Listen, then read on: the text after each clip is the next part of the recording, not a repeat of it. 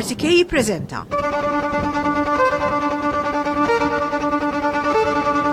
Follow-up ma' Silvana De Bono.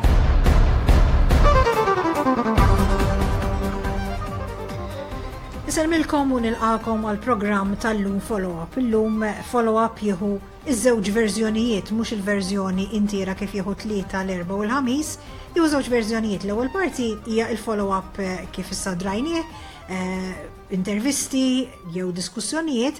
It-tieni parti tkun l-intervista ta' Father Joe Borg, intervista tal-ġimgħa aħna ngħidula bejnietna u ġew, u naħseb anke għalikom forsi. L-istejjer illum li ser ikollna ser ikunu dwar il-Professur Malti illi jisparixxi, l-Scarlet Pimpernel, ktieb illi għadu kif ġie ippubblikat u intervista ma' il-Isqof missjonarju Malti. Nibdew first things first, ma nafx kemm minnkom huma familjari mal-istorja tal-Scarlet Pimpernel. Dan kien eroj fi żmien ir-Revoluzzjoni Franċiża, dik li fiha kienu qagħtu Partit Arjus. U da kien imur isalva lil dawk li kienu se jaqtawlhom rashom.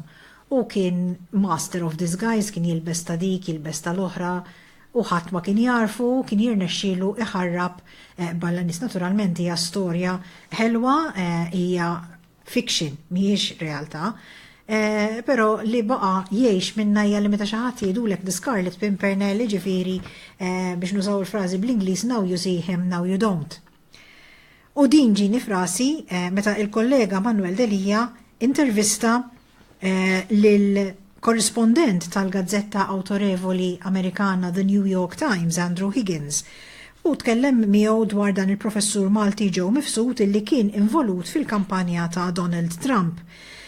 Fil-intervista illi għamel il-kollega Manuel Delia lil Andrew Higgins, li huwa korrispondent ta' New York Times, janalizza ukoll il-karattru ta' dan il-Professur Malti, jitkellem ukoll dwar kif il-Maltin jidru illi joqogħdu lura milli jitkellmu dwar dak illi qed jiġri madwarhom. Ħafna drabi aħna naħsbu illi għandna nitkellmu ħafna fuq Facebook u nitfgħu kummenti lemm u nitfgħu kummenti law. Imma fir-realtà meta ikun hemm xi ħadd li qiegħed minn barra iħares lejna jirrealizza kemm aħna għal diversi raġunijiet nevitaw illi verament niddiskutu dak illi jkun ta' importanza għalina, jew għax niċċensuraw lilna nfusna jew inkella għal diversi raġunijiet oħra. Iżda mingħajr ħafna aktar introduzzjonijiet, nħalli il-kelma lil Manuel Delia u lil Andrew Higgins. So, Andrew Higgins, Moscow correspondent for the New York Times, you've been investigating the Joe Mifsud connection to probably the case of the decade in the United States. Can you give us a bit some background about why this is an important story? Well, ever since the election last November of Donald Trump as president, the issue of whether his campaign or he himself collaborated or colluded with Russian officials has been the hot political issue in the United States. The Democrats, of course, want to make a lot of this issue to sort of delegitimize Trump's election. And I think, though, even some Republicans are a bit wary of evidence coming out that members of the Trump campaign perhaps did interfere, collude with the Russians to interfere in the American election and perhaps tip the results in Mr. Trump's favor. Where has Joe Mifsud come into this? Joe Mifsud had not been heard about at all until last week when, or in fact it's now almost 10 days ago, when the Justice Department of the United States published court documents relating to the prosecution of a young Trump advisor called George Papadopoulos. And Papadopoulos is accused of lying to the FBI, accused of lying and pleading guilty to that charge. And what he told the FBI once he started talking honestly was that he had met this Joe Mifsud in London, who is called the Professor. And Mifsud supposedly said he knew high-ranking officials in Moscow and he could help the Trump campaign arrange a meeting between Mr. Trump and officials in the Kremlin and even President Putin himself.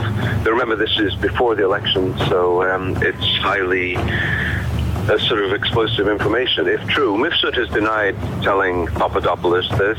He gave an interview to La Repubblica and said it's all fiction. So that's where things stand on this. Everyone's saying different things, and we don't really know who's telling the truth. Is anyone suggesting that Joe Mifsud actually did have the sort of links and contacts in Russia that he's supposed to have had? From what I've seen and people I've talked to, no. I think he exaggerated, to say the least, his contacts in Russia. Not just in Russia. This seems to have his sort of way of doing business over quite a few decades, where he constantly talked up all the people he supposedly knew and how they could help him to fix problems, arrange important meetings, solve the world's biggest issues. But much of this seems to have been largely fantasy. So whether or not he knew people in Russia, we know he did know some people in Russia, think tank people, a man connected to Russia's main state foreign policy think tank, Russian diplomats, but they were not the kind of people, as far as I can see, that could ever have arranged a meeting between Trump and President Putin. You've been looking for Joe Mifsud, I should imagine. Have you had any success? Well, no. He's sort of disappeared now. All communications with him are through a lawyer, a London lawyer, who really doesn't answer many questions or say where Mifsud is at the moment. He's probably either in London or Italy. He lived in London for a number of years. He was based here. He ran something he called the London Diplomatic Academy, which is sort of now defunct. And even in its heyday, seems to have been a rather hollow organization. Rather not much. You came to Malta for some time in this pursuit for this story. What impressions were you given of him? Are people talking to you about him? Well, like anyone who had any connection with Mifsud, people in Malta who knew him or had dealings with him are now trying to downplay or deny or just brush under the carpet their relationship with Mifsud, even if there was nothing sinister or suspicious about that relationship. But basically, no, Joe Mifsud has become such a sort of potentially toxic figure that very few people are willing to come out and say, yes, I knew him, he was like this and like that. For example, the University of Malta, which was, as far as I can tell, was was definitely his first employer, and it was also his longest employer. I mean, he was technically involved with the University of Malta for 17 years. And that's a relationship the University of Malta is not too eager to talk about, for understandable reasons. Mm-hmm. Where does this go next? I mean, is it forgotten as a flash in the pan, or do you think there's some more digging to be done? I think there's certainly more digging to be done. We've now identified some of the people Mifsud was supposedly introducing to this Trump campaign advisor, Mr. Papadopoulos, two young Russian women, one of whom was introduced by Mifsud, according to the American officials, as President Putin's niece. That's a sort of big boast, especially since Putin doesn't have any nieces. So that was obviously a piece of fiction, but we don't know who this. Well, we know what her name is, Olga Polonska, but we don't really know what role she played. I mean, she just popped up on the scene in London, was introduced by Mifsud to Papadopoulos, but whether she was simply a young Russian woman, trying to get an internship in London, or was working for other people, we have no idea really. It's all speculation at this point. Andrew Higgins, Moscow correspondent for the New York Times. Thank you very much for your time. You're welcome. Niskużaw ruħna għal dak il-background noise illi kienem, naturalment għanna ma tantx konna kontroll fuq fejn ikunu il-mistednin tagħna. Dik kienet l-intervista meta tisma' l-intervista, ġifieri Andrew Higgins li huwa l-korrispondent ta' Moscow ta' New York Times kien qiegħed jgħid illi bażikament il-claims illi kien qed jagħmel il-Professur Malti jidher li kienu bbażati fuq il-fantasija. Jider li sissa il-Professur Malti has gone to ground, ġifiri ma jistgħu sibuh imkien, l-unika mezz ta' komunikazzjoni miegħu hija permezz tal-avukat tiegħu li naturalment hija telling ħafna f'dawn ċirkostanzi. Dik kienet l-intervista illi għamel il-kollega Manuel Delia. Sa ser nieqfu għal ftit riklami meta nerġgħu nkunu magħkom nkunu nistgħu nitkellmu dwar ktieb illi għadu kif ġie pubblikat sa dan it-tant aħna ser nippruvaw nħallukom ukoll billi waqt ir-riklami tkunu tistgħu taraw ftit l-andament ta' traffiku permezz ta' l-Skycams. RTK Għandek imnieħrek miżdud? Uża Rhino Naftazolina Spray għal serħan immedjat. Benecol, proven to lower cholesterol naturally. Special offer now available in pharmacies only. Mill-vista tal-għajnejn jistgħu jirriżultaw problemi ta' saħħa. Titraskurax, id-dawl ta' għajnejk huwa imprezzabbli. Għal vista immedjata ċempel Specialized Opticians fuq 27 44 44 61. L-Iprinol, is-soluzzjoni għall-artrite u ġieħ fil-ġogi, asma jew infjammazzjoni. L-Iprinol, tajjeb għal kull età, inklużi tfal minn 3 snin il fuq. L-Iprinol, faċli biex tibla u ma jħallix toma ħażina. L-Iprinol, saqsi għalih għand it-tabib jew l-ispiżjar tal-fidura tiegħek. Tal-Puzzu, pizza, pasta, grill. Triq George Borg Oliver il-Melliħa. Għal-pizza msajra fil-forn tal-ħatab. Għal-bookings ċempel 27544388 jew 79707755. Tal-Puzzu. Clearance Aid at Sammar Boutique in Philly Road, Birkirkara. Imnieħrek miżdud? Sterimar. Sterimar, spray mamul mill-ilma baħar li jiftaħlek imnifsejk mingħajr ma fih mediċini. Tajjeb għall-familja kollha. Serraħ moħħok u iftaħ imnifsejk bi-Sterimar. Find your next career in Malta through newsbook.com.mt. Powered by jobsinmalta.com.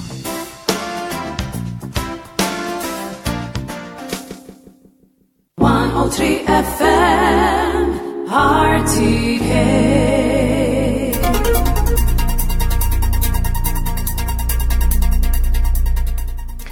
Lura fl-studios u il-kamera stana kienu qed jorukom it-triq ewlenija tal-Ħamrun, triq San Giuseppe, illi tidher illi għalkemm imxarba naqraw sew wara l-ħalbiet illi għadhom kif għamlu, jidher illi it-traffiku għaddej b'mod pjuttost ngħidu hekk m'hemmx traffiku, ġifieri meta qed tgħidlek naħseb hija ta' news value llum il-ġurnata illi fit-triq ewlenija prinċipali m'hemmx traffiku. Almenu fejn qed naraw aħna ma jidhirx illi hemm traffiku. Infakrukom illi min irid isegwi dan il-programm jista' jagħmel dan permezz tar-radju bil-mod tradizzjonali, però jista' jagħmel dan ukoll permezz tal-computer u jkollu il-benefiċċju miżjud illi barra li jismana ikun jista' jarana dana billi jidħol fuq Facebook u jidħol fuq 103 RTK 103 FM u ikun qiegħed jara dan il-programm streamjat live b'mod audio-viżiv.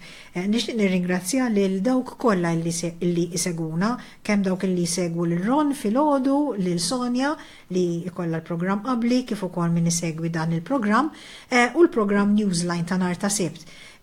Kollha kemm huma għandhom qed ikollhom suċċess, qed ikollhom ħafna nies li qegħdin jarawhom u ta' dan aħna ħaġa waħda nistgħu nagħmlu biss nirringrazzjawkom. Intant, kif ġieli nagħmlu f'dawn il-programmi nagħtu wkoll ħarsa lejn xi kotba li jkunu għadhom kif ġew ippubblikati. Il-kollega Josjen Camilleri tkellmet mal-awtur Sergio Grek li għadu kif ħareġ ktieb ġdid Edifen Akadami bejn storja u miti. Nisimgħu l-intervista. Sergio Grek, l-editur tal-ktieb Edifen Akadami bejn storja u miti. Sergio, għaliex dan il-ktieb u jekk huwiex parti minn sensiela ta' kotba oħra? Ekku fil-fatt bejn storja u miti hija sensiela ta' kotba li bdejna madwar 5 snin ilu ma' wieħed mill-pubblikaturi lokali.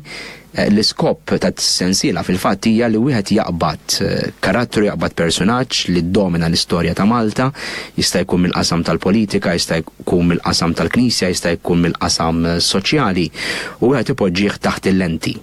U dan nagħmluh billi nistaqsu numru ta' nies li kienu jafuhom lil dawn il-personaġġi, jew li kitbu dwarhom, jew li jammirawhom, jew li ma jammirawhomx, anzi għal kontrarju, biex ħanajtek nippruvaw flimkien narblu dak il-karattru. Aħna l-istorja ta' Malta għandna dik it-tendenza li anki niżviluppaw il-miti, ġifieri ħafna drabi għandek il-karattri jew nħobbuhom jew noboduhom, u allura xtaqna li sensiela bħal din tibda anki tagħmel ċerti domandi maturi ħanajtek fejn tidħol l-istorja ta' Malta. Il-volumi passati kienu dwar Domingo Mintoff, kellna mbagħad il-volum ta' wara dwar Monsignor Victor Grek, diskutejna l-avukat Herbert Ganado u anki Patri Heller Italia Ferro. U issa wasanna għal din il-pubblikazzjoni dwar wieħed mill-Prim Ministri u l-Presidenti li kellha Malta, Edi Fenekadami, irrid nagħmilha ċara li dan mhux xi pubblikazzjoni tal-Partit Nazzjonalista, mhux hemm xi ħaġa ħażina jekk il-Partit Nazzjonalista joħroġ pubblikazzjonijiet dwar Edi Fenekadami, imma dan jixtieq ikun pubblikazzjoni li tevalwa u s-sem tiegħu fil-politika u anki wieħed jittama joħloq diskussjoni iktar matura ħanejdu hekk. Inti semmejt li kien hemm min jammiraħ u min ma jammiraħx fost dawn il-kontributuri, min huma allura dawn?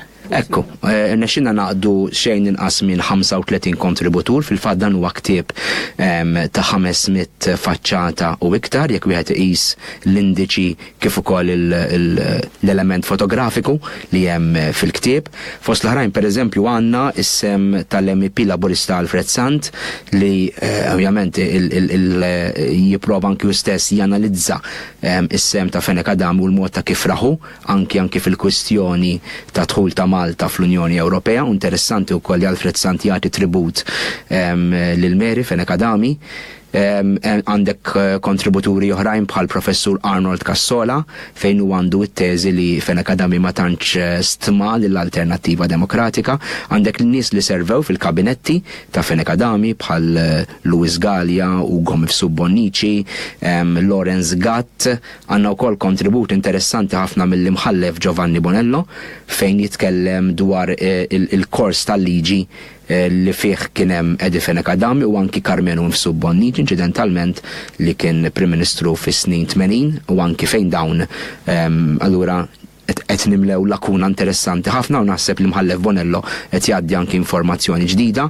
Għandek nies bħal Professur Andrew Azzopardi, nies bħal Peppi Azzopardi, għandek nies bħal Monsignor Lawrence Gatt, il-Kanċellier tal-Kurja li jiftakar lil Fenekadami jżur ta' kull sena jekk mnissies ba' xi ħaġa anki li għadu jagħmilha lid-Dar tal-Providenza fil-birthday tiegħu.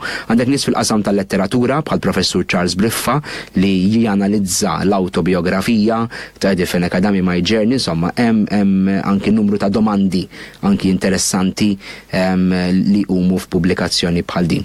Lan kif qed ngħid din mhix li tinċensa, ma hija li anki toffri diskussjoni. Qed issemmi diskussjoni u informazzjoni ġdida li toħroġ minn dan il-ktieb. Tista' tagħtina eżempju minn dawn? Hemm naħseb episodji interessanti, pereżempju l-kors tal-liġi. Rarament tkellimna dwar u anki ju stess meta ġi biex jikteb fuqu fl-autobiografija tiegħu mhux li ma taħx importanza ovvjament. Taħ importanza imma mhux daqstant dettaljati. Hemm pereżempju praspura li jsemmi l-imħallef Bonello fejn darba fost l-oħrajn lil dan Karmenu Mifsud Bonnici refawh u ġew wiċċ mal-Arċisqof Gonzi. Insomma mbagħad biex jeħilsuha għallulu berikna Monsignor. Ġifieri hemm anki f'dawn il-ftit aneddoti li forsi anki ma tantx nassoċjawhom daqshekk ukoll mal-personalità ta' Edi Fenekadami. U qed insemmi dal-punt ukoll hemm aspett interessanti għaliex xi ħadd anki jiddiskuti r-rwol ta' reliġjon u l-Knisja fil-ħajja tiegħu u dejjem din it-teżi jekk Fenekadami kienx immexxi mill-Knisja, mill-prinċipi ġiżwitiċi li hu mhux darba u tnejn ukoll tkellem dwarhom anki f'attivitajiet pubbliċi. U hemm wieħed mill-artikli fil-fatt anki jipprova iwaqqa dan kollu u anki joħloq jitkellem dwar l-aspett tar-ribellioni fejn akademja. Allura naħseb anke dik hija pożizzjoni ġdida u differenti wkoll. Jiena dik hija x-xewqa tiegħi fl-aħħar mill-aħħar veru li ktieb bħal dan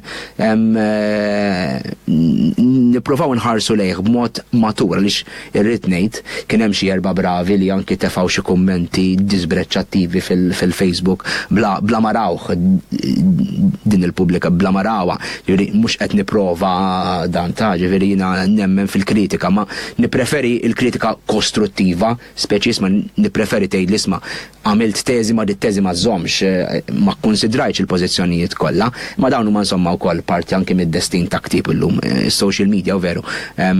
Kif anke jgħid Umberto Eco ħolqot ħafna nies li minna li huma esperti ma li fil-verità jasqu xi ftit ukoll kif nażaq jien ta' wara kollox. Sergio Grek, editur tal-ktieb Edi fejn akadami bejn storja u miti, grazzi ħafna. Li kienet intervista li l-kollega tagħna Josiane Camilleri għamlet lil Sergio Grek kif smajtu anki l-kumment aħari tal-awtur kien ukoll kumment li jorbot xi ftit jew anke mal-ewwel intervista fis-sens illi il-Maltin u l-kummenti tagħhom xi kultant jorbtu xi kultant ma jorbtux jew inkella jevadu mis-suġġetti. Ser nieqfu għal ftit riklami wara ikollna it-taqsima tal-aħbarijiet illi ittina il-punti ewlenin u wara taqsima tal-aħbarijiet Father Joe Borg flimkien ma l-Isqof Vincent Costa għall-intervista tal-ġimgħa. Jiena nħallikom hawnhekk, jiena nerġa' nkun magħkom għada fl-4:30 ser niddiskutu għada se tkun ġurnata heavy għal Malta fil-Parlament Ewropew għax fil-Parlament Ewropew filgħodu jiddiskuti il-Paradise Papers. U fil-għaxija ser jiddiskuti il-rule of law, il-saltna ta' dritt f'Malta. Dawn it-tnejn ser ikunu tnejn li huma dawn iż-żewġ dibattiti imxandra live fuq newsbook.com.mt. Għana se nkunu qegħdin inxandru live dak li se jkun qed jiġi diskuss fil-Parlament Ewropew. Follow-up fil-għaxija jiddiskuti dawn iż-żewġ avvenimenti. Għana nerġgħu nkunu magħkom. RTK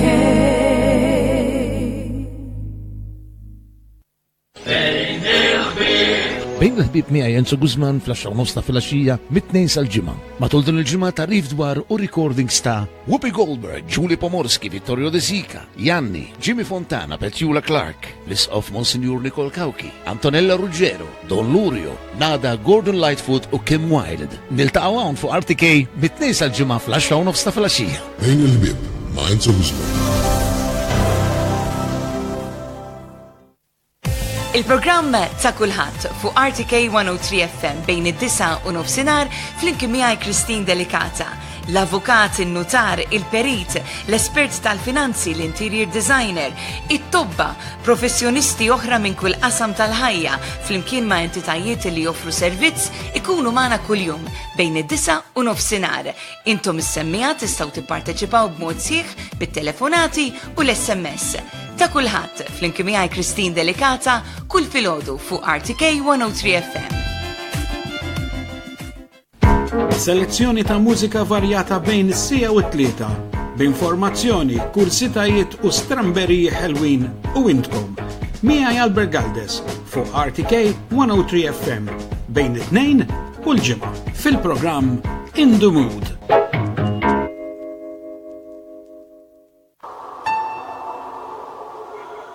Id-dar tal-Konti kienet mimlija misteri, għajnejn jiċċaqalqu fl-inkwatru, ġrajiet mistura, daħna tinbidel figura u ħafna iżjed. Gerit, il-ktib ta' Paul J. De Bono, pubblikazzjoni Wild Owl. Dan huwa r-romanz li jiena Manuel Kassar qiegħed naqra kull jum fuq Radio RTK wara l-aħbarijiet ta' nofsinhar b'repetizzjoni fis-7:30 ta' filgħaxija.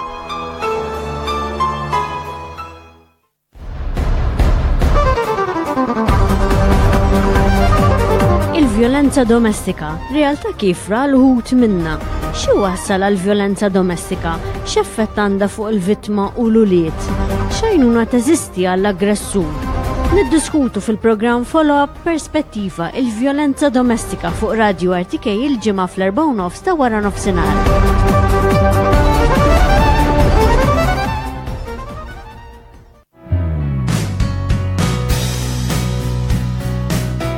Kelma ta' Wens, programm fejn jiena Father Philip u jiena Sister Antonia inkomplu nwaslulkom fir-xawisa ta' valuri umani u morali li jgħinuna ngħixu ħajjitna mibnija fuq relazzjonijiet b'saħħithom.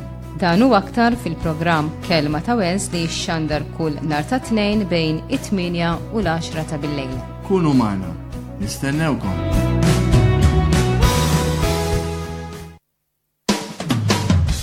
Xiġri meta dak kollu illi tiddependi minnu u dak kollu illi serraħ fuqu jittaħidlek. Nhar it-tlieta 14 ta' Novembru fil-programm mit-tieletejn ser nitkellmu dwar kif titgħallem titlaq u tintelaq fil-ħajja. Kunu miegħi Eliza u Massimiljana u parteċipaw permezz tal-messaġġi jew permezz tat-telefon. Mit-tielet għajn dejjem fuq l-istazzjon RTK 103 FM stereo, ir-radju b'differenza.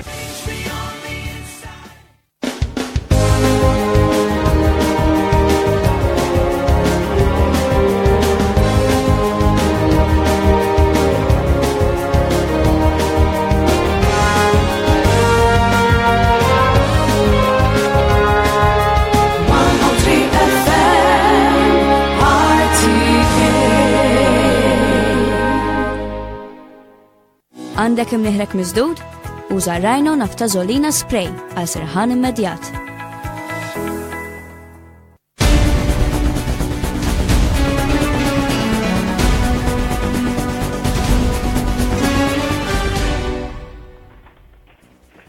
Lejli tajjeb, jiena Kristus Varg nilqakom għal dal-kollegament mal-Kamra tal-Aħbarijiet. Fil-bulettin ta' 6 se nitkellmu dwar il-proposta ta' Professur Malti dwar l-elezzjonijiet ġenerali li spjega li dawn jistgħu jitneħħew. Jitkellmu wkoll dwar il-mara li kienet nistabet far fil-kalkara li bidlet il-verżjoni tagħha u qalet li kienet min jedda li ċemplet ir-raġel tagħha biex iltaqgħu. Fis-sitta nisimgħu x'qalu l-Partit Laburista u l-Partit Nazzjonalista dwar l-ewro parlamentari Francis Zamid Demek li skont il-Partit Laburista issemma fil-Panama Papers. Għal aktar dettalji dwar dawn l-aħbarijiet u anke aħbarijiet oħrajn, inħeġġixkom issegwu l-aħbarijiet fuq RTK minn hawn u si oħra.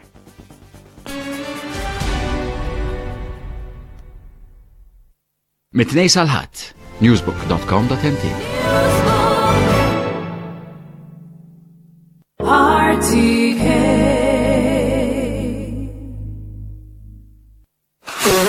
Imnieħrek miżdud? Sterimar.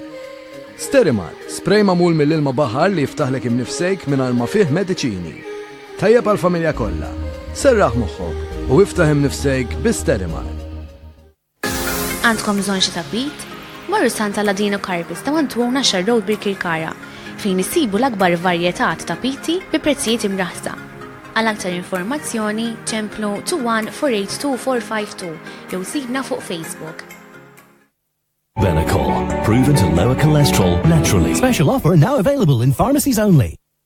Għandek imnieħrek miżdud? Uża Rhino naftażolina spray għal sirħan immedjat.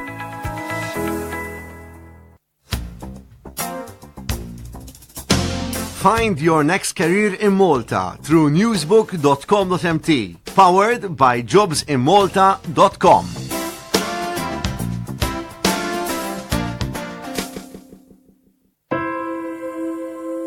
Fl-isptali ta' pajjiżna jintużaw xejn inqas minn 1500 borza dem fix-xahar.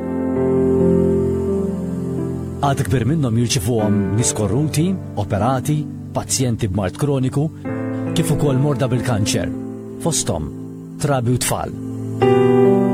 Jekk dawn il-pazjenti jkollhom xtama għal ħajja mill-ġdid, jista' jiddependi minnek ukoll. Għamel kuraġġ u ħajja l-ħbibek biex jagħtu d-demm ukoll. Otja Dem hi esperjenza ferm sabiħa. Fidejk. 103 FM RTK.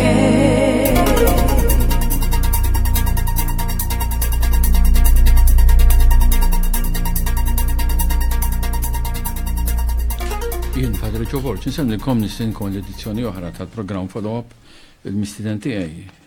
Bi pjaċir kbir ngħid li hu karkaris bħali imma b'differenza minni l-Isqof Vincent Costa minn Birkirkara. Ilek 30-40 sena kemm ilek il-Brażil? Jimort il-Brażil fin-1969, ġifieri 48 sena ilu. Issa nitkellmu fuq il-Brażil, nitkellmu fuq il-missjoni tiegħek imma Qabel nibdew nitkellmu fuq da suġġett niċċara xi ħaġa. Għax xi ħadd qalli jisma' illum mhux l-aħjar ġurnata biex titkellem mal-Isqof Costa, għalli l-ewwel nett għalli da inkwitat l-Italjani tilfu s-sibt l-għadda, u nkwitat l-Italjani jistgħu jitilfu l-lejla u jinqalgħu mill-World Cup. Hekk qalu li ma nafx jekk. Mistaħna mal-Brażil, l-qegħdin il-Brażil. Meta kont taw Malta ma nistax kif tgħidtaw, nixħat li kont mat-Taljani, missa insomma.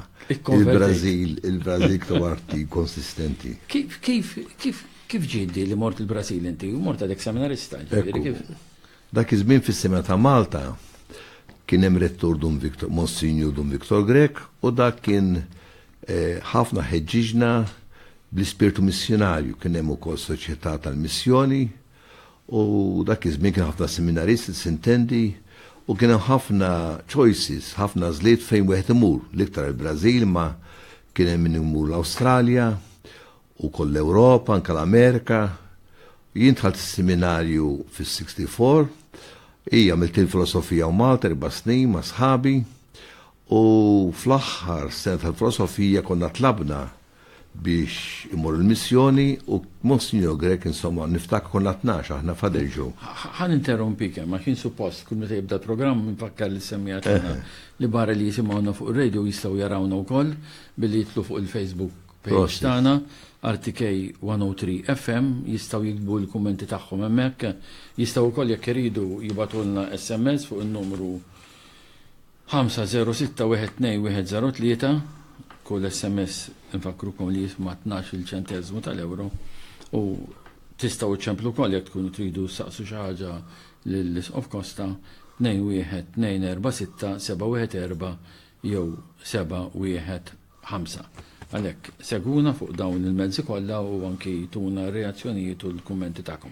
Mela qed tgħidli li mortu grupp ta' seminaristi. Ija, konna 12 niftakar illi tajna simna biex imorru l-missjoni, niftakar fil-31 ta' Jannar tal-1968 ir-rettur kien sejħinna minn dawk 12 kien għażel 6, jien kont wieħed fosthom, imma dik is-sena mbagħad kienu marru niftakar 2 l-Awstralja, per eżempju niftakar ħafna lil Dum Franz Boħaġa mis-Siġiwi, kienu marru koll l-Amerika u l-Ġermanja, imma l-iktar li kena ħeġġa kien għal-missjoni fil-Brażil. Għaliex il-Brażil l assi li marru kienu Londrina fil-Paraná, naħseb jien fl-1958, ġifieri Monsignor Beniga Family Msida, Father Frank ta' Bonadame mill-Gżira kien biex nedok il-pionieri.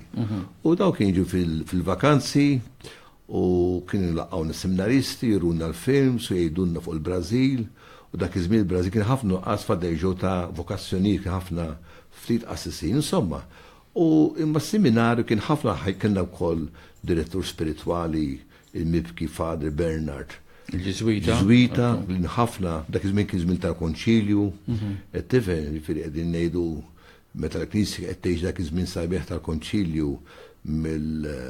li ġab bidla kbira fil-Knisja u għalhekk dejjem kellna f'qalbna dik ix-xewqa illi nsiru missjonarji. U sirt Isqof ukoll. L-ewwel kont fid-djoċesi fil-Paraná, issa qiegħed fid-djoċesi f'San Paolo, ma rridx ngħid isimha jien għax kull meta ngħidu nawġu minti tgħidu aktar minn niżgur. Fil-19 ta' Settembru tal-1998, 19 sen ilu, is-salat il-Papa Ġwan Pawlu II kien għażilni l-ewwel kont Isqof Awsiljar f'Londrina, jiġifieri fejn il-Maltin kienu marru l-ewwel, Maltin anke s-Sorri Franġiskani. Hija għamilt 4 snin bħala Isqof Awsiljarju tal-Arċisqof Don Alban Kavallin li mit is-sen li għaddiet. Mbagħad kont mort Warama fil-Paraná wkoll għamilt 7 snin u issa fil-17 ta' Marzu tal-2010 fil-7 snin ilu il-Papa Beneditto kien trasferini għal djoċ ta' Jundiaji, Jundiai, bl-accent. Ħdej San Paolo, hija belt industrijali. ħafna, dik il-part tal-Brażil fis-sawt hemm ħafna industrija, il-belt hemm tikber, insomma djoċsi, u minn Jundiaji għal San Paolo hemm più o meno kif tgħid, more or less sija bot ħafna nies joqogħdu Jundiaji u huma jippreferi joqogħdu hemmhekk il-post iktar kwiet u jaħdmu jmorru kull filgħodu għax-xogħol f'San Pawlu. Hija djoċesi li għandha 2250 km kwadrat, ma nafx kemm jiġi daqs ta' Malta, insomma, imma popolazzjoni. Ikbar minn Malta żgur. Ħafna żgur. Għandi 11 il-belt municipju u l-popolazzjoni. Djoċesi tiegħek? Hija 11 il-belt. Popolazzjoni kemm? Għandi 1,200,000 ruħ. Id-doppju nofs ta' Malta ġifieri. Bħal-erja għal-Brażiwa pożda jiġifieri mid-djoċesi, mid-ċentru għal-bliet oħra l-iktar li għandi bot, sija bot biex kull taf ta' djoċesi. Għandi 66 parroċċa, 120 assis, għandna wkoll id-djakn permanenti, esperjenza biha ħafna bħalissa 88 u qed nippreparaw ukoll bdew l-ewwel sena jagħmlu 5 snin u nofs f'Adeġo, jkunu djak permanenti għandna 97 djakni, anke seminarista grazza tal-bambi ma nistgħux ingorru għandi 48 seminaristi. Min qed jarak, naħseb in-nota idejk infaxxata miksura. Miksura idejja. Għaliex.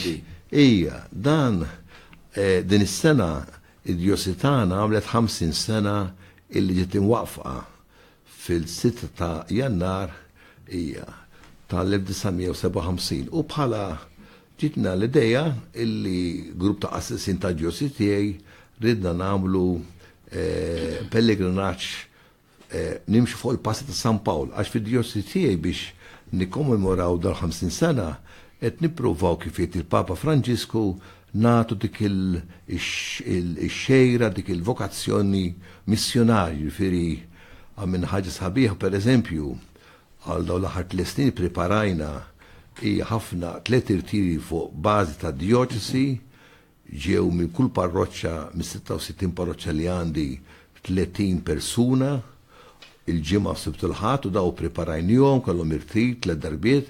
Interessanti li daw kollha ritornaw il-parroċċa u huma mbagħad għaddew lil parroċċjani tagħhom, in-nies tagħhom dawk li huma talmu. Ma kemm ġejtu dal-ġismu? Kenna ma' 15,000 missjonarji u issa din is-sena li jiġifieri kien il-mument l-iktar importanti ta' din il-preparazzjoni għall-ġubilew fis-6 ta' Jannar meta aħna għalaqna 50 sena jiena fisem il-Knisja, fisem Ġesu, fisem Alla, bad 15,000 missjonari biex jżuru il-familji, il-fabriki, l-isptarijiet, tifhem. Ija. U għalhekk kif qolli ngħidu nippruvaw kemm jista' jkun inkunu dixxipri ta' Ġesu għax hemmhekk kien mument importanti li kellna il-famuża konferenza ta' Parissida. Niġi għalija dik, ma nibqa' ftit fuq. Inti mbagħad kont waqt iċ-ċelebrazzjoni u qajtu b'sebdejk. Allura kont qiegħed ġejna istaftakart għax bil-istal missjoni konna ġitna l-idea nagħmlu dal-pellegrinaġġ. U infatti 14 il-qassis akkompanjajthom morna it-Turkija minn fejn ta' San Pawl, Efesu u Antiochija u Tarsu fejn twilet San Pawl, morna wkoll Aten u Korint, insomma ġew Malta wkoll dawn l-14. X'impressjoni ħadu hekk ta' Malta? Skantaw kemm Malta isabiħa. Kemm Malta hija żgħira u tant għandha toffri daw jiġifieri ġew il-Ħadd u tellu l-ħamis jiġifieri għadu pratikament 3 ijiem. U skantaw kemm Malta għaw tant affarijiet biex tara biex allura narġgħu għaliex waqgħid aħna tlaqna fil-15 Ottubru. U 5 ijiem qabel biss jiġifieri 2 kien kont qed inqaddes kandidaturi li qed nagħti il-konfirmazzjoni lis seminaristi biex ikompli l-istudju teoloġija għal biex taqassis. Ejja kont fuq l-ambone nipprietka u dor daqsxejn biex inħares l-qassisin u kif dort fajt saqajja mal-ġemp u ma kontx naf li kien hemm tarġa u waqajt quddiem in-nies insomma u ġejt fuq din l-idea li hija x-xellugija. U kissirt il-polz, allura it-tabib għall-ewwel insomma ma kompletu l-qudiesa kollha ma ħallinix nivvjaġġa għali. Mbagħad insomma għamil il-ġibs għalli meta inti tiġi lura s-sena kalla rid tlaq pitada għandi appointment ma' tabipaw biex nara kif għadda jekk jadili well and good, jekk li kollna biex operazzjoni żejjer ma' somma. Għamilt kelli l-esperjenza. Inti tiġi kull ċertu żmien hawn Malta, mhux hekk ma dis-sena meta ġejt. Ħadd inti fil-funeral li kien hemm għal-Defni Karuna Galizja. U ħalla ħassejt il-bżonn, il-ħtieġa li inti tmur għal dal-funeral. Xilek nieqaf. Ħassejta ngħidlek għaliex l-ewwel kont il-Brażil u ħafna tu importanza lil din l-aħbar tant kera għad-dinja kollu speċjalment għal-Maltin hija. U hemmhekk hemm post fejn ħafna korruzzjoni l-Brażil ukoll u hemm ħafna persekuzzjoni kontra l-ġurnalisti u mhux l-ewwel darba jew tnejn li qatlu ġurnalisti. U għalhekk ħassejtni inkun solidarju ma' dil-familja ma konx nafa inkun ġili naqra fit-Times u ġvera jew fil-blok li kella dak li kienet tikteb u kont ħadd il-assessi li ġew tifhem dawk assessi għand l-Arċisqof niftakar l-erba' u għedlu Monsinju għaw Eccellenza Charles nista' nikkonċelebra miegħek għalli malla le ħassejt li għandu dover bħala Malti il-nuri solidarjetà tiegħi magħha għax-xogħol li kienet tagħmel bħala bħala mara insomma anke ma' familja tagħha għal kawż importanti illi hija kienet tiddefendi. U semmejt il-ġurnalisti fil-Brażil li kollhom kemm il-darba inkwiet mal-awtoritajiet u anki jinqatlu. Jiġifieri sitwazzjoni mhix sabiħa. Għaliex il-Brażil għaddej minn żmien ħażin bħalissa u vera. Kena mument sabiħ meta sar ħafna ġid u saret ħafna ġustizza soċjali imma f'dan l-aħħar żmien kien ħafna korruzzjoni għaddej insomma bl-investigazzjoni u kellna l-impeachment jidulu hemm ta' Dilma illi kien il-presidenta illi għażlu għan-nies bifiri bis-sapport fil-maġġoranza tan-nies hija. Imma kellix kif tgħid dik il-mod kif tiddefendi ruħha waqt il-viċi tagħha wa temer dan kif ngħidu. Kien ġej minn partit ieħor. Mill-partit ieħor u it-tradija u fis-sens li l-partit li taw temer il-PMDB huwa ħafna akbar kellu bżonn Dilma ma tistax tigverna mingħajr il-partit ta' temer. U daru miegħu u ġa kien hemm żewġ mumenti illi il-prosekuzzjoni kienet kontra temer jagħmlu il-votazzjoni fil-Parlament hemmhekk imma x'għamel dan l-imbierek. Temer joqgħod kif tgħid iġib id-deputati u jtihom il-flus u jagħtihom ħafna favur naf insomma li għad-darbtej ħelsa biex ma jkollux investigazzjoni. Għallu jista' jkollu investigat biss wara jispiċċa l-gvern.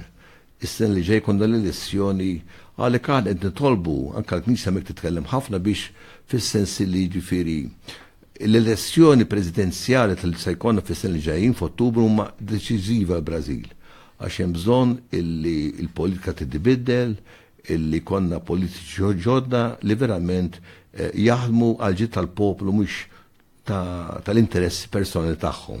U l-Knisja fuq il-kwistjoni tal-ġustizzja soċjali u trasparenza u ndafu fil-politika u x'attività tieħu? Il-Knisja hemmhekk għandha konferenza episkopali qawwija ħafna. Bħalissa hija l-akbar konferenza episkopali tad-dinja.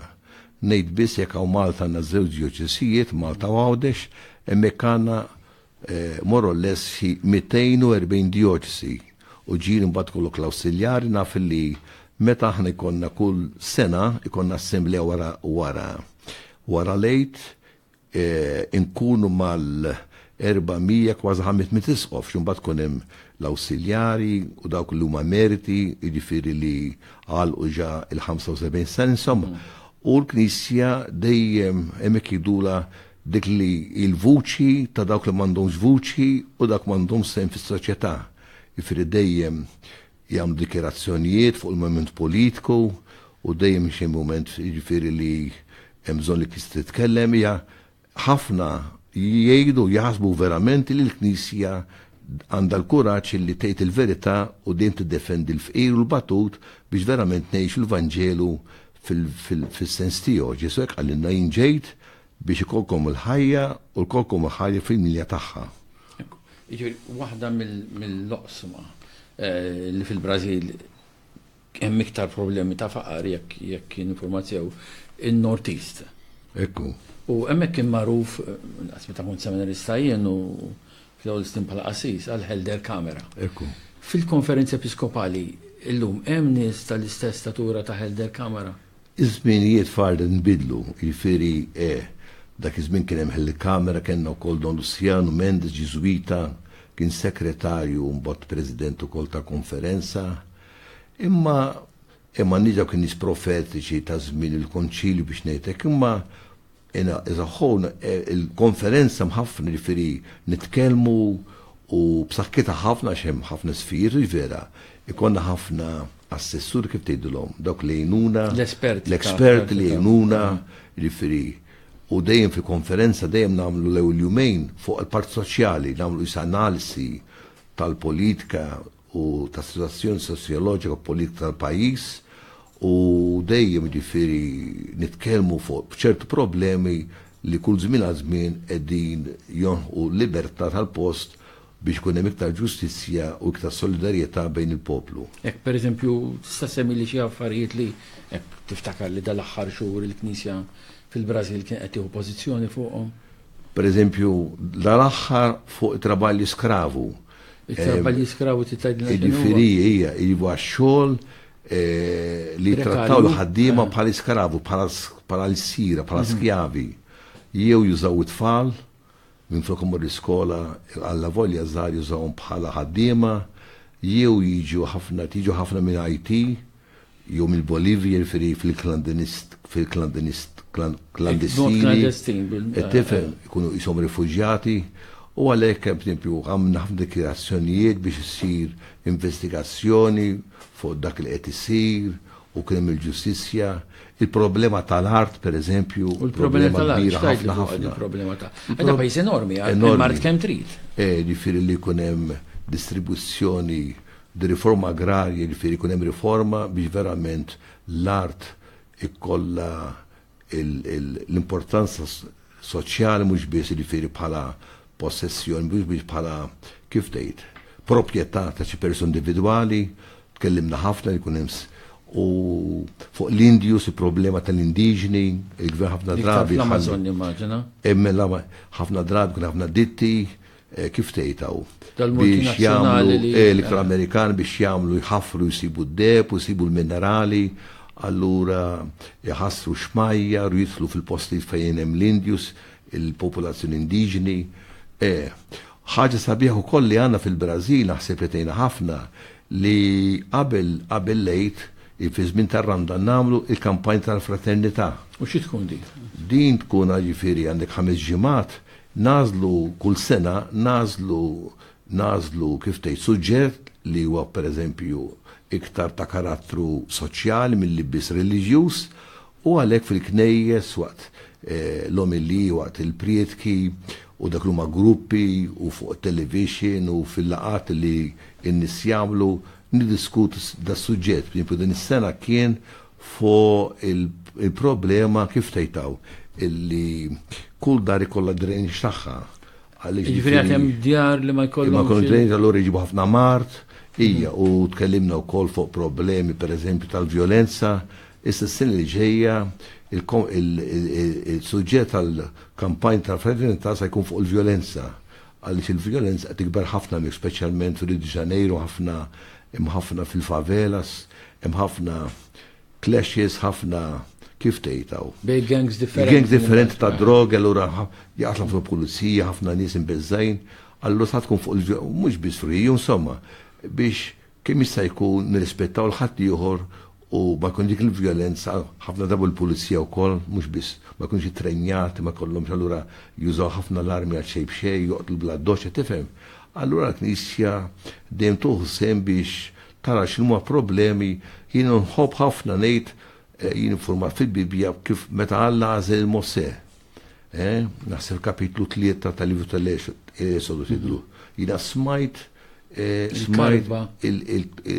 il-poplu jibkis, il-doluri kif tgħidhaw, il-problema tal-poplu ġif qalbi.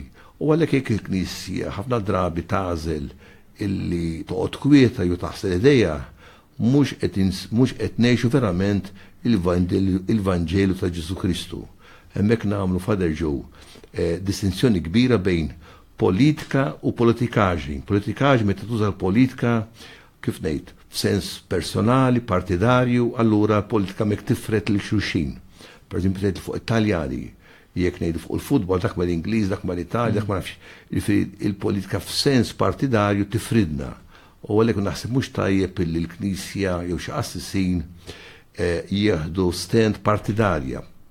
Imma politika bil-pi kbira tfisser huwa il-ġid tal-poplu, il-ġid komuni, dak huwa importanti li bħala Knisja aħna verament ngħixu l-politika biex dejjem niddefendu u nipromovu kif tgħid nagħmlu promotion tal-ġid komuni. Il-ġid komuni l-iktar il-ġid tan-nies l-iktar imwarbin, nies iktar vulnerabbli li huma nidhom eskludenti li huma li s-soċjetà tagħmel kif tgħid tagħmel issa tarmihom twarrabhom. Infatti kont nitkellem ma' missjonarju Malti fil-Brażil u kien qed jispjegali għalli meta fil-Brażil kien hemm l-iskjavi.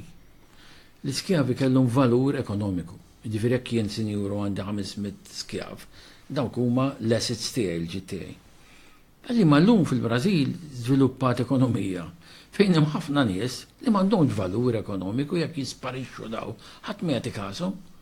U dik hija terribilità, ġifieri il-Papa jitkellem ħafna fuq l-inġustizzja li noħoloq, reġa' tkellem dil-ġimgħa l-Papa fuq il-korruzzjoni, tkellem fuq is-smog tal-korruzzjoni, aħna soltu nitkellmu fuq is-smog li ħassar l-arja.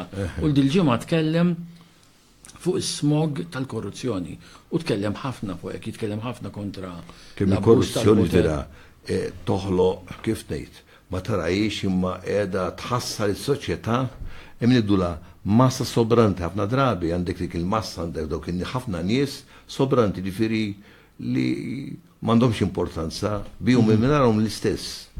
Allura ħafna drabi ma jkollhomx drittijiet tax-xogħol, ma jkollhomx l-iskema ta' saħħa ġifieri jiddependu minn tal-gvern u ħafna dewmien qed tifhem. U għalhekk importanti li l-ġid jinqasam mhux biss 50 nies dejjem l-istess nies, dak il-grupp ma ikun hemm dik kif ngħidu dak il-ġid soċjali biex il-poplu kollu kun jista' ikollu ħajja aħjar u mhux biex jiffavorixxi l-ftit. Hekk, nagħmlu pawsa qasira.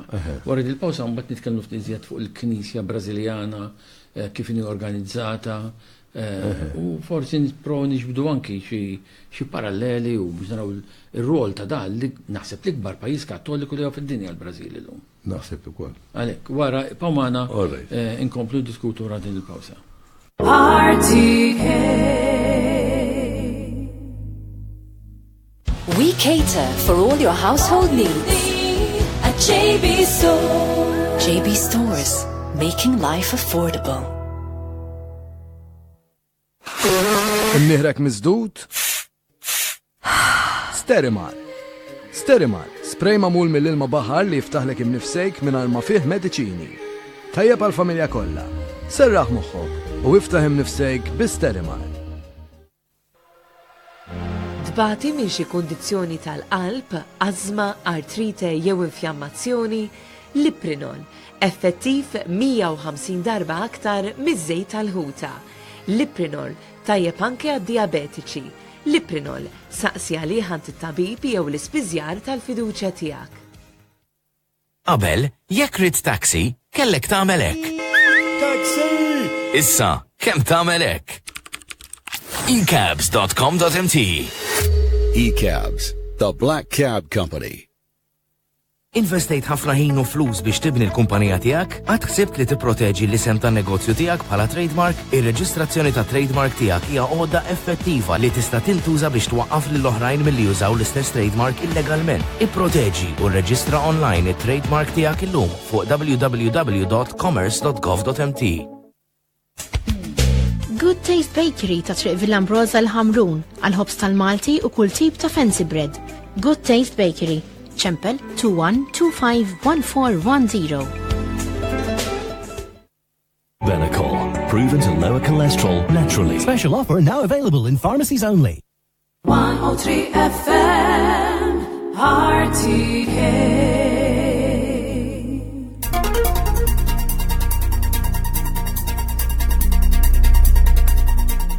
Lura l-programm jinfadri Joe Borg nerġa' nistedinkom il-mistiden tiegħi u l-il-Isqof Vincent Costa mar il-Brażil bħala missjonarju issa Isqof hemmhekk infakkarkom li intom barra tisimgħuna fuq l-RTK tistgħu titlu wkoll fuq il-Facebook tagħna RTK 103 FM, tistgħu hemmhekk isegwuna tarawna wkoll, tistgħu jekk tridu tagħmlu xi messaġġi hemmhekk, tistgħu wkoll tibagħtu l-SMS tagħkom fuq il-numru 5061103 kull messaġġ jiswa 13 ċentesmu tal-euro jew n-numru 212467145. Imorru lura fuq il-Knisja fil-Brażil.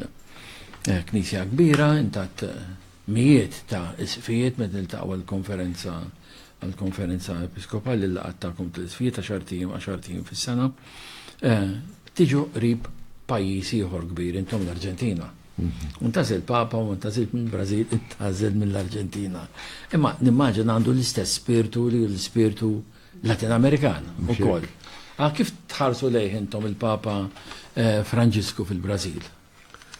Il-Papa Franġisk qabel li hu Arġentin u Latin-Amerikan u ħafna popular fil-Brażil, infatti l-ewwel vjaġġ li għamel kien ġie għal World Youth Day f'Rio de Janeiro, kien ħalla ħafna impressjoni sabiħa, ħafna nammiraw għal kuraġġ li għandu u l-Knisja Brażiljana 100% ta' ħafna support, nafu illi u jġib ċerti riformi importanti fil-Knisja u insomma minn dak li tisma' jew tinduna mhux dejjem ikollu support, imma bħala konferenza episkopali aħna nilqgħu dan it-tibdil, kif tgħidhaw, din il-ħeġġa ġdida li qed iġib il-Knisja l-aktar f'dak għandu x'jaqsam fil-missjoni.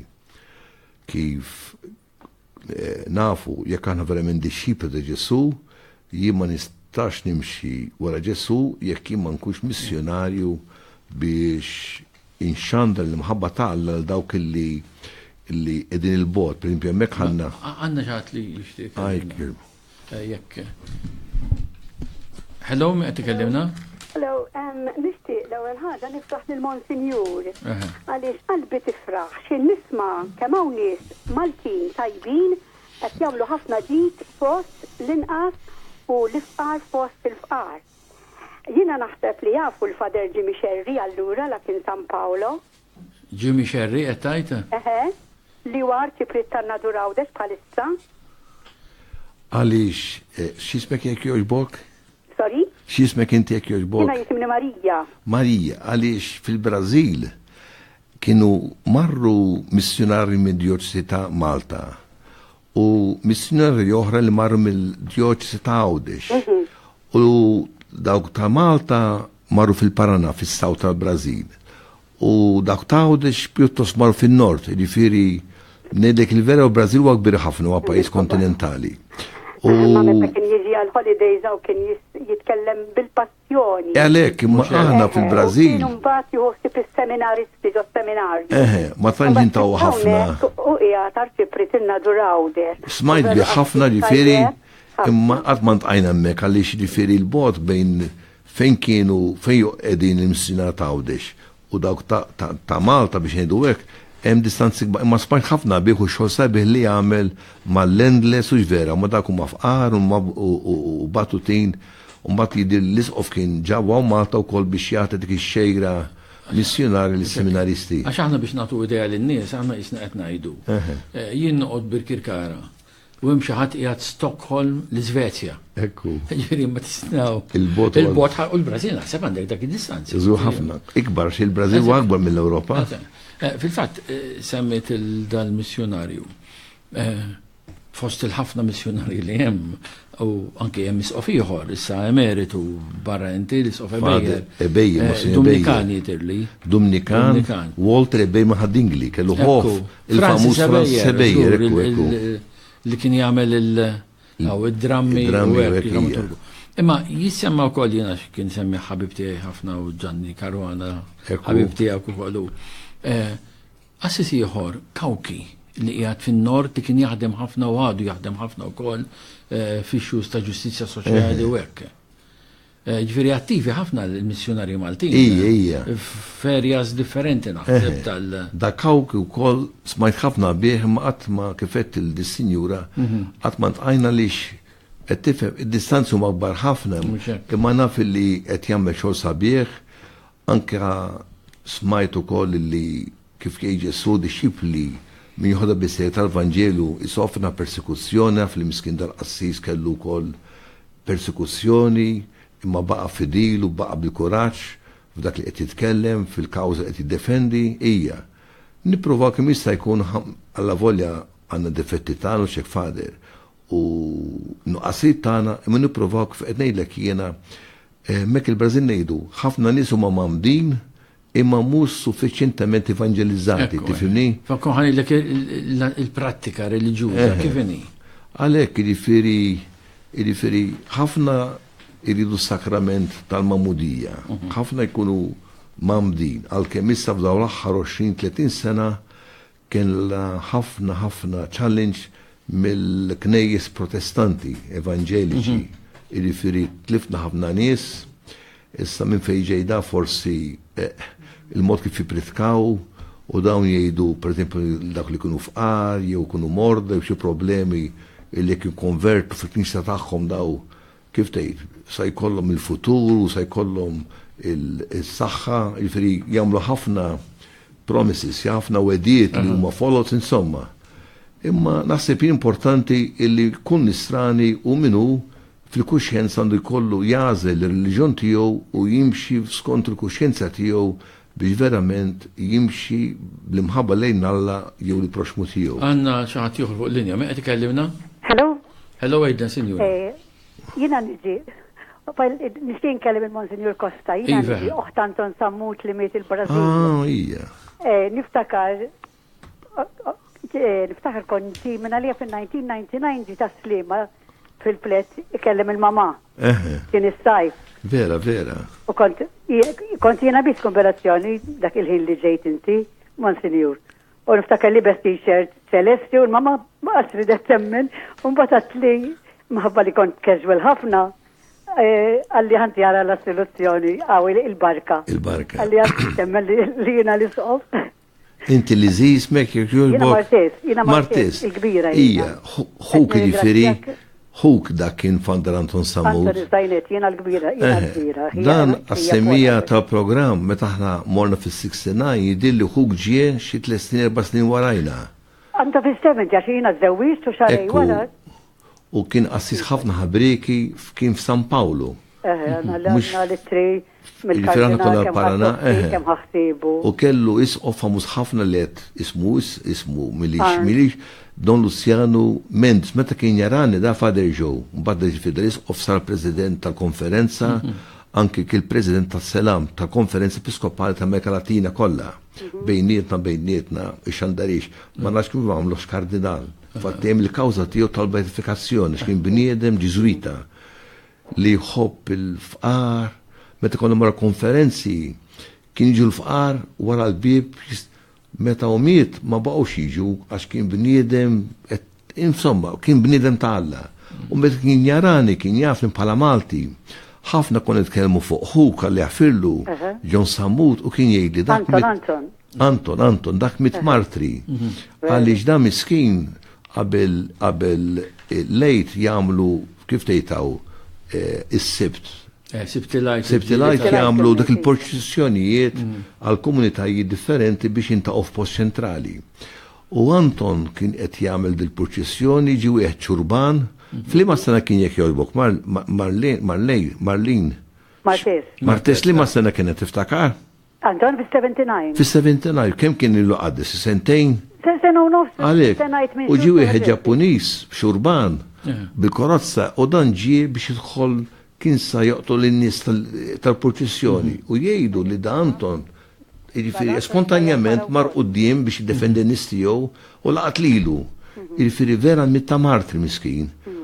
Assis żgħir bħaġa kbira, infatti il-komunità il-Brażilandja li tisema għalih komunidadi Padri Antonio Sammut jiftakru ħafna fih Tifhem, ningrazzjak ħafna tal-li ftakar fija u niftakar dak il-moment meta ġejt jiena nagħti dik il-komfort lilkom u lilfom il-bambini berek li kull familja kollha tiegħek, ta'? L-aħħar fadlina l-aħħar 2 minuti. Kemm għandha mal-żmien fadi. Għandna ħafna x'nu rakkuntaw. Il-żmien il-ħin u dak li hu. Issa, inti dal-waqt ħatmur lura. Pitadek Alla jgħid. Pitadek ħatmlaqbadnik għax-xogħol. Qabel titlaq. Ekk, x'inhu ma il-proġetti prinċipali li għandek quddiem għajnejk fid-djoċesi tiegħek? Kif qedlek nixtieq li l-Knisja tagħna tkun dejjem iktar Knisja missjonarja. Ma tkunx Knisja molqa fin anfisha, qedlek li dis-sena aħna fil-bidu tas-sena bagħatna 15,000 missjonari u issa qabel ma ġejt għamilna ċerta avaljazzjoni kif tgħidha. Evaluation kif marru l-affarijiet, indunajna illi għax fil-programm ta' dan il-missjoni kien jagħmlu ġimgħa missjonarja biex f'dik il-ġimgħa kienu aktar ħidma u ħeġġa missjonarja. U rajna li ħafna assissin u missjonari taw ħafna importanzi li dak qegħdin fil-Knisja. Allura nixtieq ħafna infatti issa il-Brażil din is-sena kellna is-sena Marjana għaliex aħna għandna bħala devozzjoni kbira ħafna il-Madonna jidula Aparecida li Madonna żejra rajt sewda hija. U din is-sena anke żifna li kienu għamlu fil-Karnival ta' Riju. Dis-sena għal Madonna ta' Aparecida. Kien hemm kemm taf laħwa. Din is-sena minn 3 mis-sena li sabu din il-Madonna, l sabu l-ġisem u mbagħad sabu r-ras, insomma. Allura din is-sena issa fi Cristo Re fl-aħħar ħadd ta' Novembru jidilli il-Knisja fil-Brażil għax hemmhekk isir kollox b'mod nazzjonali, konferenza episkopali, ħanamlu s-sena tal-lajċi, biħsibna ħanamlu annu d-lajkatu. U nixtieq ħafna illi fil-proġett pastorali qed naħdmu is-sena li ġejja din missjoni ma tkunx involvuta biss il-Knisja biex ngħidu hekk dak fil-Knisja, imma biex il-lajċi ikunu verament fejn qed jaħdmu bħala tobba u professur u teachers u fejn fin familja ikunu verament id-dawl ta' Kristu u l-meħ tal-art biex kollhom sem fis-soċjetà aktar biex indok milli fil-Knisja. Ħaġi kien missjoni speċifika tal-lajk. Grazzi ħafna. Ningrazzjak Costa ta' dat-tarif li tajtna u tal-esperjenzi li samt magħna. Jien nagħmel appuntament mal-semija tagħna u ma' dawk li seguna fuq il-Facebook għala dal-programm follow-up fl-4:30. Saħħa.